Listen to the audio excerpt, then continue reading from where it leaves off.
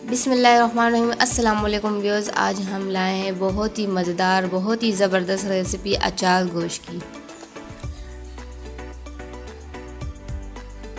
तो इसके लिए हमें क्या क्या चाहिए इस रेसिपी में हम आपके साथ अभी शेयर करते हैं। सबसे पहले तो मैंने ले लिया बीफ हड्डी वाला आधा किलो, टमाटरों का पेस्ट लिए 3 से 4 दानों का, और आधा कप के करीब दही है, 1 पैकेट अचार गोश्त मसाला है, अदरक लहसुन का पेस्ट है, ये लेमन का जूस है, 1 नींबू का है, और ग्रीन चिली मैंने लिए साबुत। कढ़ाई में हम घी डाल देंगे, आप चाहे तो ऑयल शामिल कर दें। मैं 1 कप के करीब इसमें घी डालूँगी। इसमें हम अदरक लहसुन का जो हमने पेस्ट रखा हुआ है इसको हम 5 से 6 सेकंड के लिए भून लेंगे।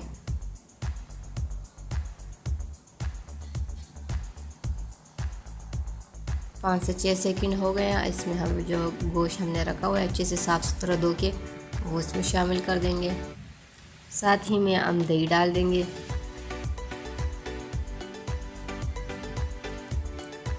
ये मसाला अचार गोश्त का हम सारा नहीं डालेंगे, आधा हमने साइड पे रख देना है मिर्चियों को भरने के लिए। इसको अच्छे से मिक्स कर देंगे।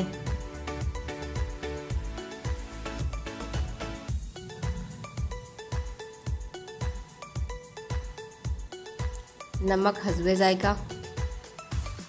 इसको हम ढक देंगे तकरीबन आधा घंटे के लिए, तो गोश्त इसी में पक जाएगा स्लो चूल्हे पे।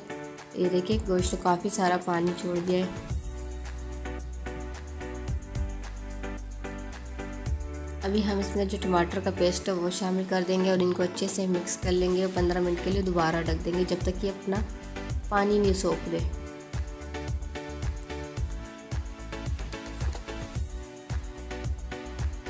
ये देखिए पानी अच्छे से सोख दिया, ऑयल हमारा ऊपर आ गया है।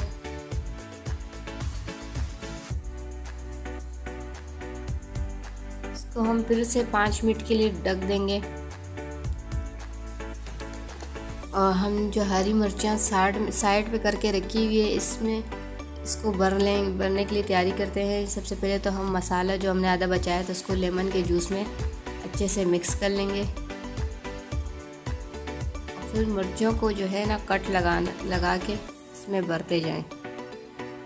देखिए मिर्चियों को मैं कट लगा दूंगी,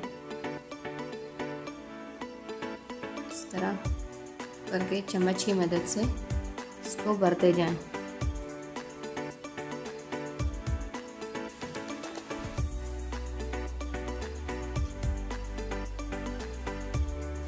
सारी मिर्चों में हमने अच्छे से मसाला शामिल कर दिया है, जैसे फिलिंग हो गई है इनकी।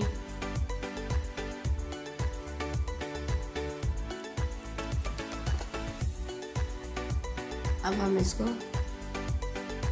अपने कढ़ाई में शामिल कर देंगे अचार गोश्त की। देखिए इसमें शामिल कर देंगे इसको और तकरीबन 2 से 3 मिनट के लिए वापस दम पे रख देंगे इसको, ताकि हमारी जो है ना ये मिर्चों की बहुत ही अच्छी खुशबू इसमें आ जाए।